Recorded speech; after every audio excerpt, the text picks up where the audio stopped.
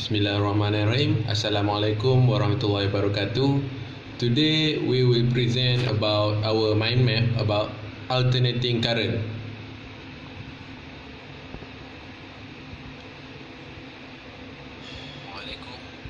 Next is a phasor diagram. A phasor is a vector of constant magnitude.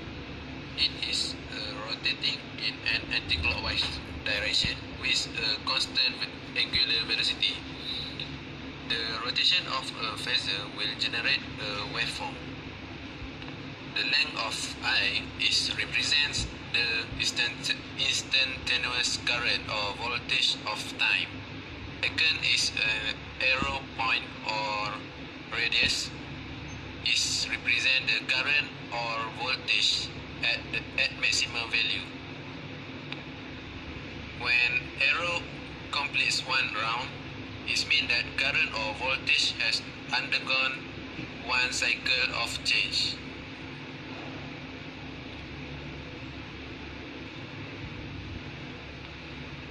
From the phasor diagram, we can achieve two equations, which is instantaneous voltage and instantaneous current. First is instantaneous voltage. Instantaneous voltage can be achieved from V equal to V0 since omega t, and instantaneous current can be achieved from I0 since omega t. However, the value of V0 or I0 can be achieved from another equation, which is V0 equal to I0 times R. Alternating voltage across a resistor of resistance R have two formulae, which is P equal to I square per R and P equal to V square per R. For instantaneous electric power, P delivered to resistor, we can get P equal to IV equal to I naught sin Wt times V naught sin Wt, and we can get I naught V naught times sin square Wt.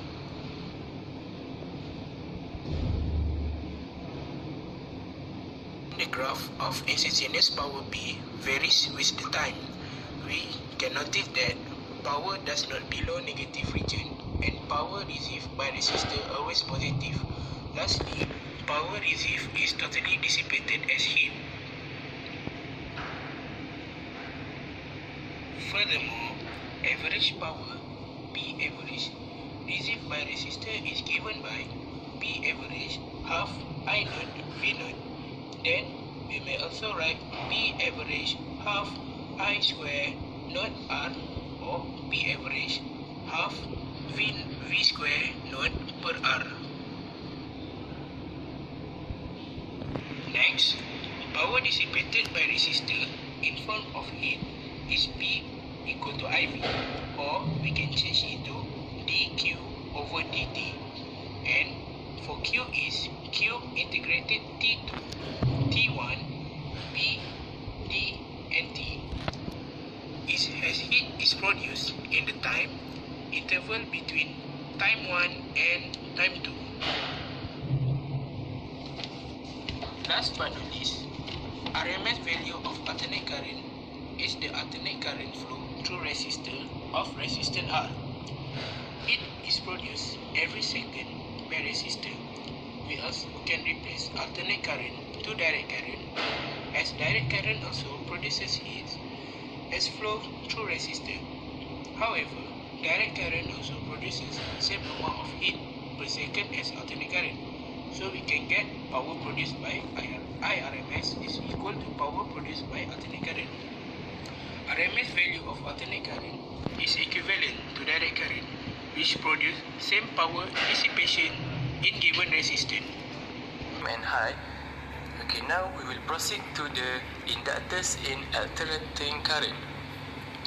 When a pure inductor with inductance L is connected to a sinusoidal voltage supply, the voltage produces a sinusoidal current, where the I node is a maximum current. Current change with time. Self-induction occurs in the inductors, which producing a back EMF. Since the inductor is assumed to be ideal, the voltage will be equal to the negative back EMF and will producing a new formula. The voltage is leading with current by 1.5 pi radian. The value of current will be zero when the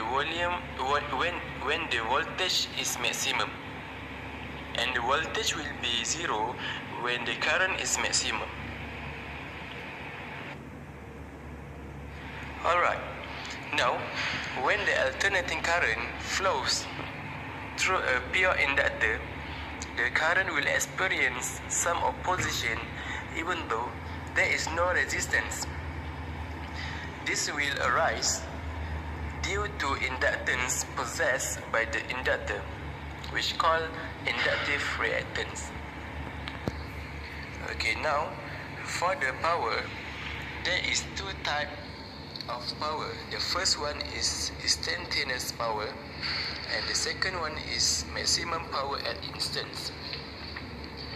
Okay, now look at the graph. Notice that when the current has gone through one cycle, the power will have gone through two cycles.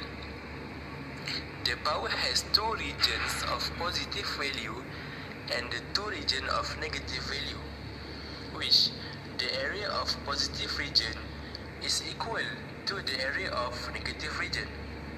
So the total area for one current cycle, which equal to two positive areas and two negative areas, is equal to zero. This implies that the average power is zero. Okay, now I will explain to you why the average power is zero. We notice that the positive power is cancelled by negative power, which producing a net power of zero over every one cycle of the power curve. Okay, the reasons are: during one half cycle of positive power, the inductor absorbs electrical energy. This energy is converted to magnetic energy stored in the magnetic field produced by the current flowing through the inductor. Next, the positive power is followed by one half cycle of negative power. Now, the magnetic field is shrinking and collapses. The magnetic energy is diminishing with time. During this half cycle, the magnetic energy is converted into electrical energy and returned back to the circuit.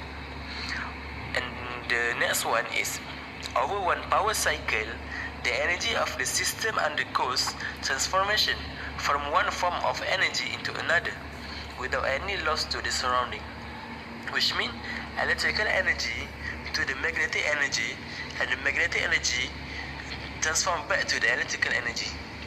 Okay, that's all from me. Thank you.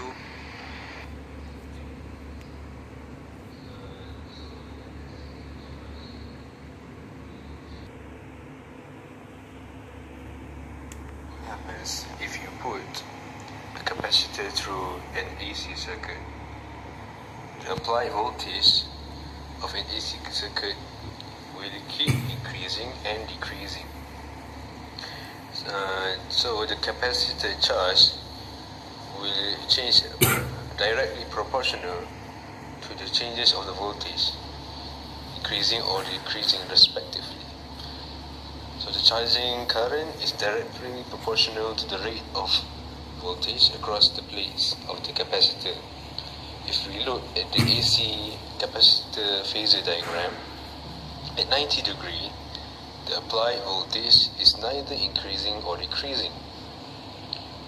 So we can say at this point there are no current flow in the circuit.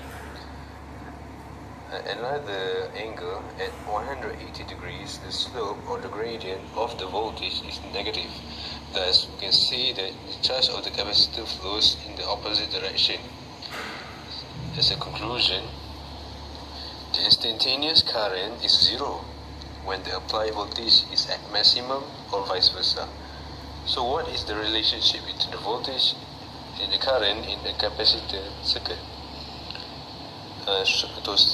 Simply say the current leads voltage by 90 degree, or the voltage lags current by 90 degree.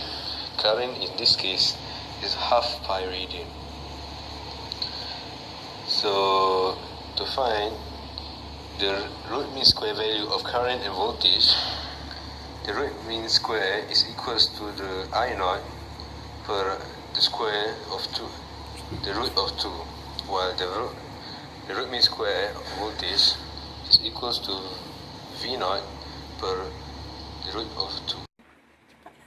Now, capacitive reactance is when alternating current flows in the circuit with a pure capacitor. The current experiences an opposition, and this opposition is what capacitive reactance is. We can find capacitive reactance by using the formula V naught equals to I naught times capacitive reactance. Simply put, capacitive reactance is equals to Vrms over Irms. So to find